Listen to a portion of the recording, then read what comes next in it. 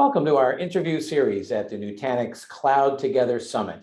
I'm Wyatt Cash with Scoop News Group, and we're here with Kanuj Bell, Cloud Architect at Nutanix. Kanuj, thank you so much for joining us.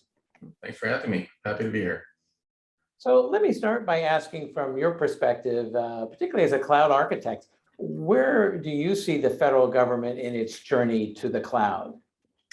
It's a great question. I get these kind of things quite a bit, or folks asking, what the government's doing, what the federal government is trying to do, where they are in this whole process. And in my opinion, we're kind of just starting the whole trend into moving into the cloud.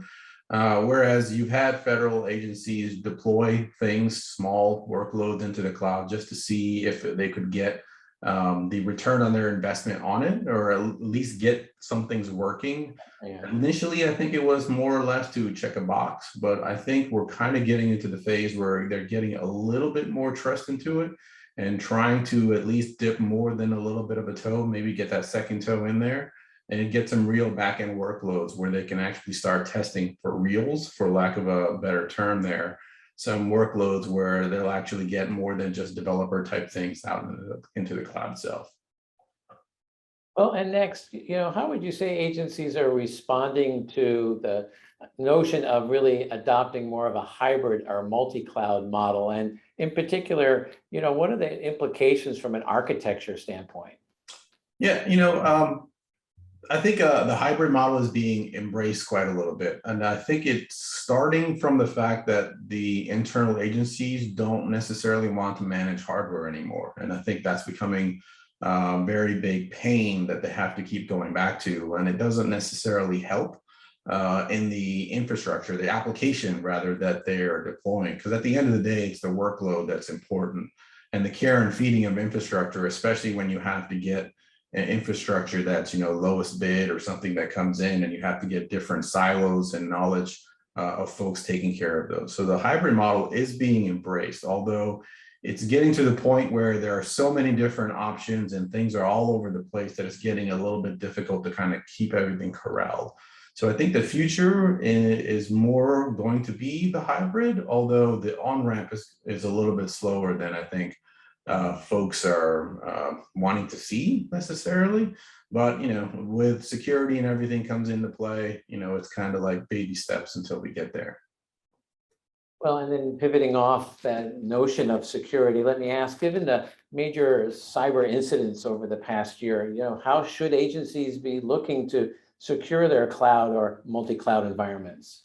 Yeah, and that's another great question. So security has always been something that gets bolted on at the end when people start deploying applications. Because when you think about all the development work that goes into it, the developers don't necessarily work in secured environments. They have a developer workstation, they kind of build the code in there, and then when they go to deploy it in a production or even a non-production type of environment, then those security controls are then bolted on or taken a look at after the fact.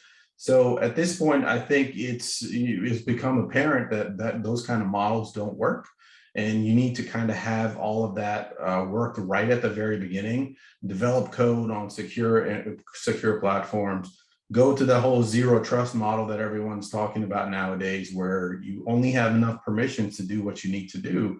You don't have keys to the kingdom, right? We can't keep going with the castle mindset that you have big walls, thick walls that keep everyone out, because once you're in, it's free and open for everyone else. So making little castles or along the way, where to get from one to the other requires authentication, requires permissions, requires accreditation, authentication, all of those things go into play. So you're kind of just enough to do what you need to do, and you don't necessarily trust it beyond that. Mm-hmm. And then lastly, kind of looking a little bit further ahead, what are the biggest trends that agencies should anticipate when it comes to moving or expanding or optimizing in the cloud? Well, one thing that I notice is that, now that folks are starting to become a little bit more comfortable with cloud, that now you have a lot of services that used to be on-prem focused are now becoming more cloud-based as well. You'll get a lot of things that are as a service. Now you'll get security as a service, antivirus as a service, routing, firewalls, And all those things are coming into play as well, which is going to be a little bit difficult to wade through in that regard as well. But I think it kind of gives you the ability to be able to pick and choose more easily than you were able to do before, to do more testing than you were able to do more, and to get that integration and see how all of that is going to actually work in your environment and how it's going to work with your applications, and be a lot more pickier than you were able to before. Mhm. Well, Kanuj Bell, thank you so much for taking a few minutes to share your insights on the evolution and migration to the cloud in the federal government. Absolutely. Thank you very much. And thank you to our audience as well for tuning in to this edition of the Nutanix Cloud Together Summit.